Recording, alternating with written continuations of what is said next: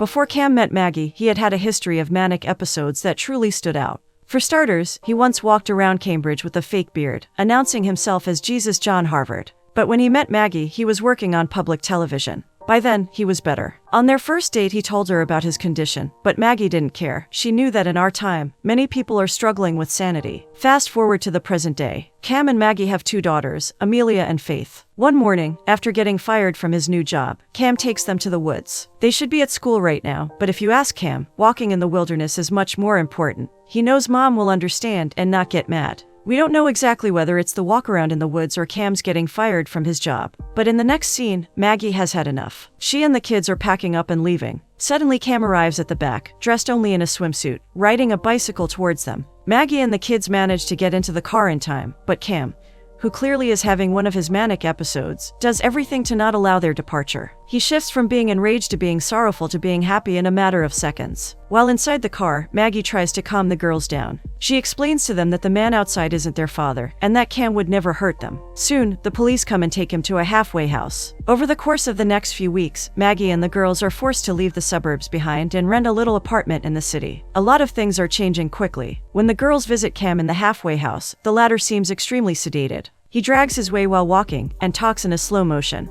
Even lighting a cigarette is too tough for him. He says that the doctors are trying out some new medications on him. This is why he appears this way. But it's only temporary, soon he will be out. The time creeps in too slowly for Maggie though. One day, while having breakfast, Amelia and Faith's complaints about this new way of living and their distress about their father put her in a really bad place emotionally. She buries herself in a chair and hides her eyes. Amelia can notice her desperation. She's the oldest child, and so she decides to take the matter into her own hands. The next day after school, she visits Cam in the halfway house. The latter seems to be much better now. After a delightful conversation in which Cam shares his plans of getting out of this place, getting a job, renting an apartment, and finally moving in with Maggie and the girls, Amelia gives him the best advice. Maggie will take him back for sure if he stops drinking and starts taking his lithium. Unfortunately, however, Cam doesn't like the course the conversation takes at this point. He expresses no readiness to take this advice. After a few minutes, he calls Maggie and she takes Amelia home. In the next scene, Cam and Maggie are preparing dinner together while Amelia is playing the piano virtuously. After discussing their daughter's recent actions, Cam tries to be compassionate to Maggie. Amelia captures them in this intimate moment and links them further together. Maggie tries to come up with an excuse to leave, saying that she has laundry to do, but Amelia says that she'll take care of it.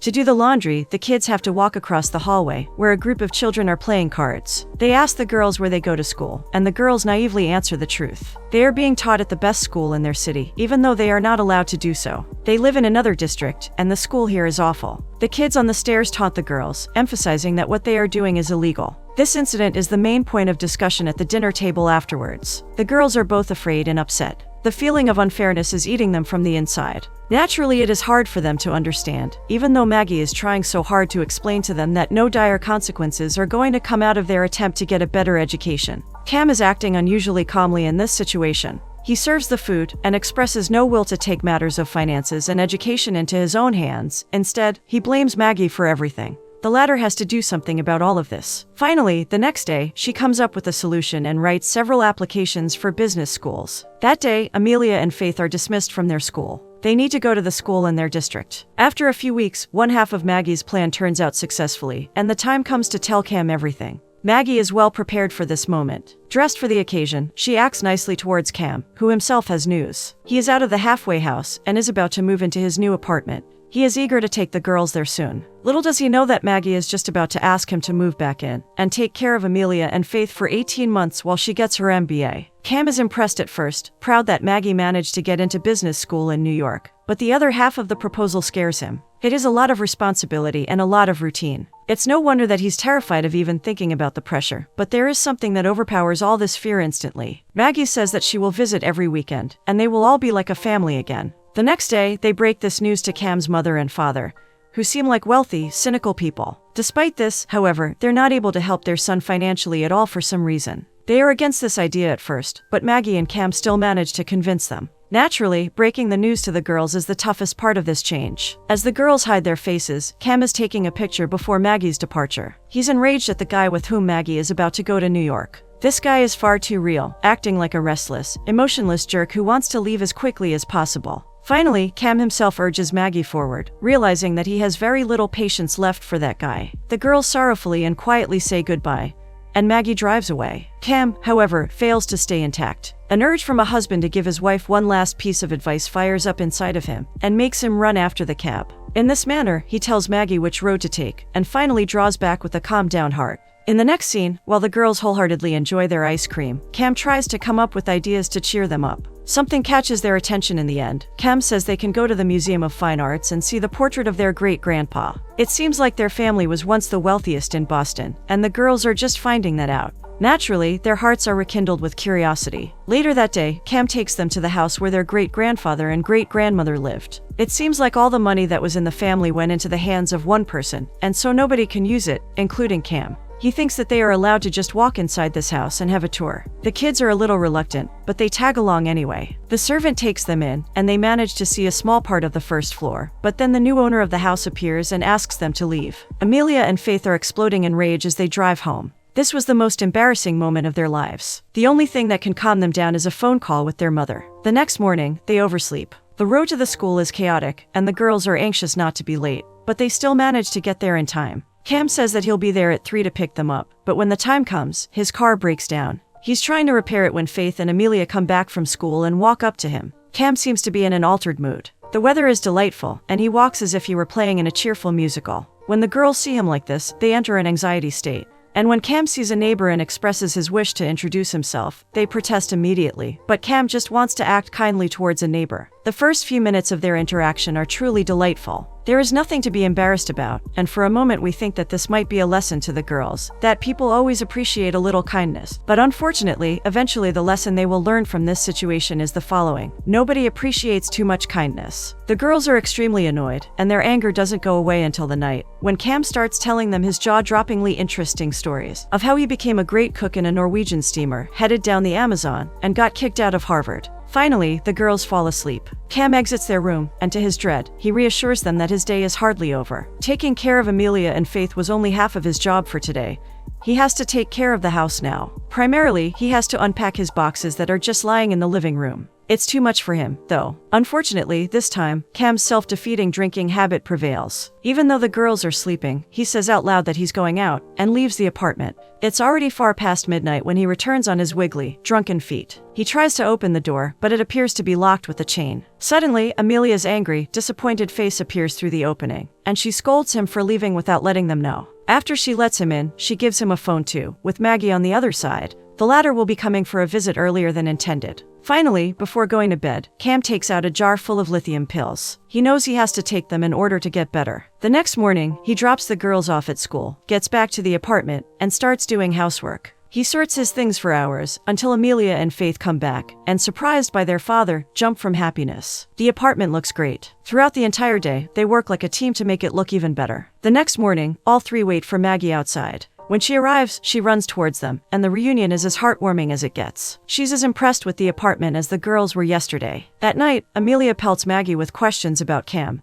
and the beginning of their relationship. It seems like Maggie didn't know about his manic depression. Since in the 60s everybody was going kind of nuts, she didn't think that Cam's case was a big deal. Despite all this, however, she has never regretted getting married. The day after, when Maggie and Cam are watching their kids at the playground, they see that this new way of life has changed everything for the better. The change isn't easy, however. The new way of life is difficult, and very quickly, the apartment becomes messy again. New small problems start pouring in, some momentum is lost, but seeing Maggie's disappointed face is all it takes to get everything back on track. That night, after the girls go to sleep, Maggie and Cam are finally left alone on the couch. It has been a really long time since the two slept together, and Cam is desperate to feel her in his arms again. After a cheerful conversation about the funny details of his life, Cam proposes that they leave the couch and spend the night as husband and wife. He knows Mag must feel the same way, so he takes her reluctant attitude as a test and finally manages to seduce her. The next week ends, and together with the kids, he exchanges their old car for a new one. The latter has a hole in the floor and a rot in the roof, but it has a great engine.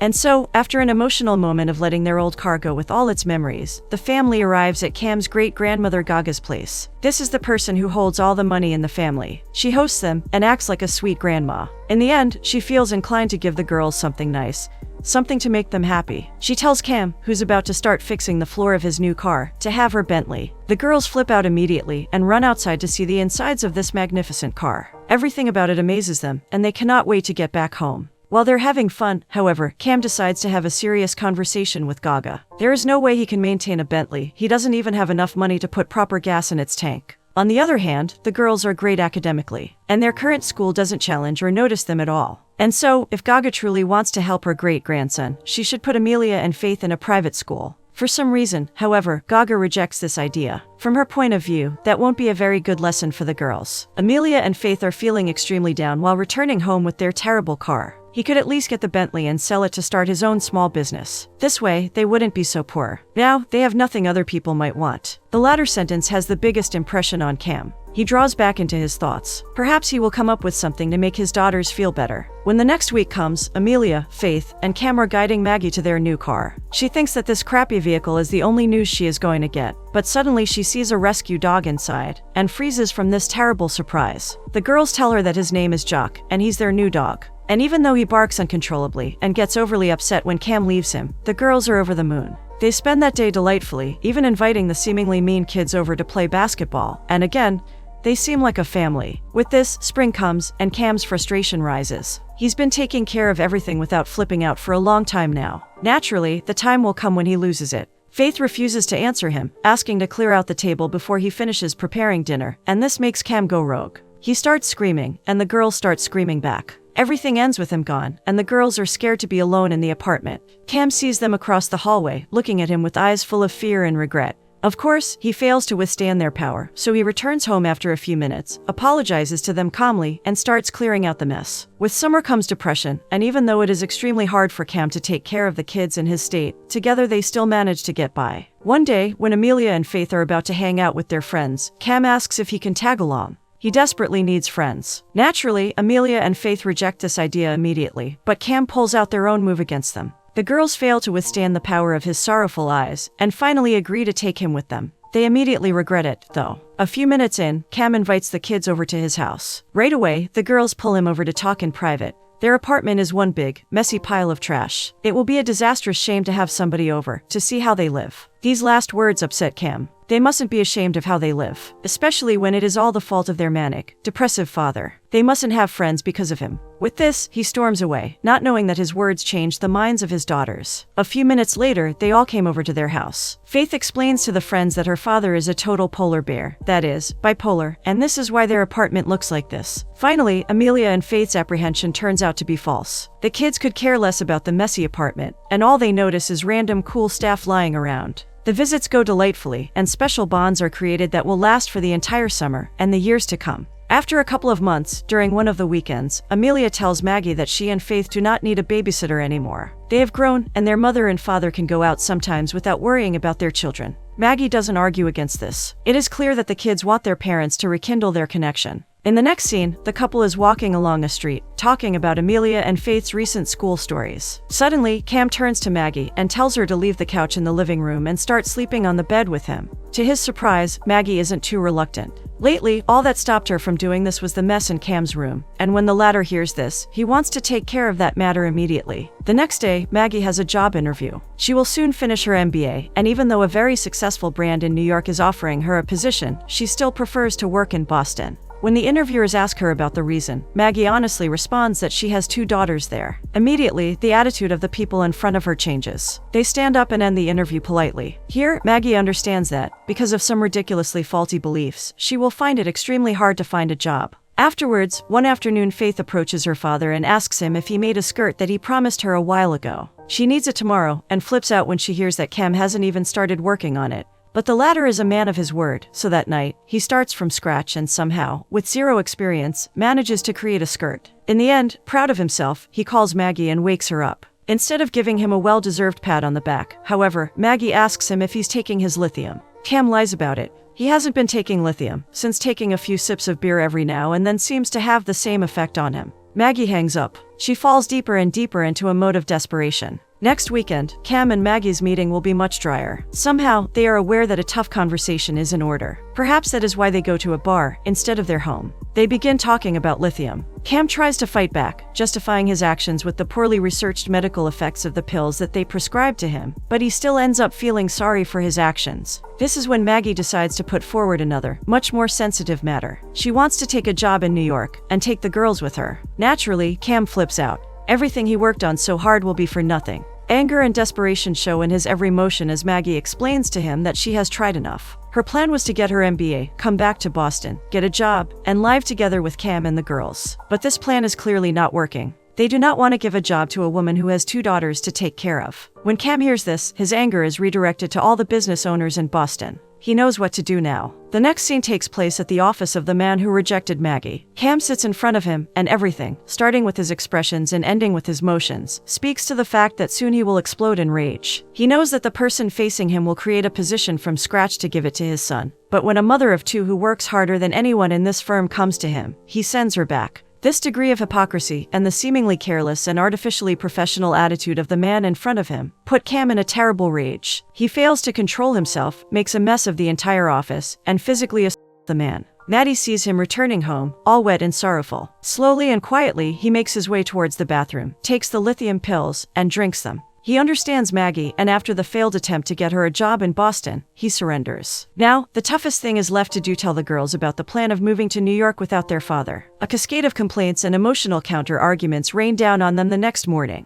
Cam will be all alone, he'll start drinking again, and will fail to take care of himself. And the girls won't be able to ride their bikes in New York, and they will also feel alone there. Besides, there are a lot of unanswered questions floating around, like where they'll go to school. Only a part of their complaints is answered, but the plan for moving is unchanged. Later that day, Maggie watches Amelia and Faith as they pass time with their friends. Opposite thoughts are fighting vigorously inside her head, and it all shows in her expression. Suddenly, she turns to Cam and tells him that she has reconsidered. Yesterday, Faith told her that the best thing about Cam is that he's always right. Maggie won't be able to be around her kids in New York. She will have to work until 8 o'clock every day, and the girls will feel miserably alone in a dark apartment. She has decided now to leave the girls in Boston with their father and send them money for a private school. The realization that comes after is so emotional that the kids on the playground turn to them and see 2 adults breaking down in tears. A year passes. In the closing scene, Cam is watching Amelia and Faith practice. It seems like he's still unemployed. The girls, who now go to private schools, go up to him afterwards and ask him to cancel the plans for today. They were going to go down the Charles River on a boat, but some better plans presented themselves, so they prefer to be with their friends. With some effort, Cam agrees, and the girls say goodbye. After taking a few steps away from him, however, they suddenly get angry, turn away, and scold him for watching them go. This habit of his annoys them so much. When Cam starts justifying himself, Amelia walks up to him and says to him very decisively that now they will move away and not look back, and Cam is okay with it. With this, Amelia and Faith start walking back, and tears start falling from Amelia's face. It is hard not to look back. For a moment, the girls fight the urge, but in the end, they turn around and wave at their father until they run across the field towards their private school.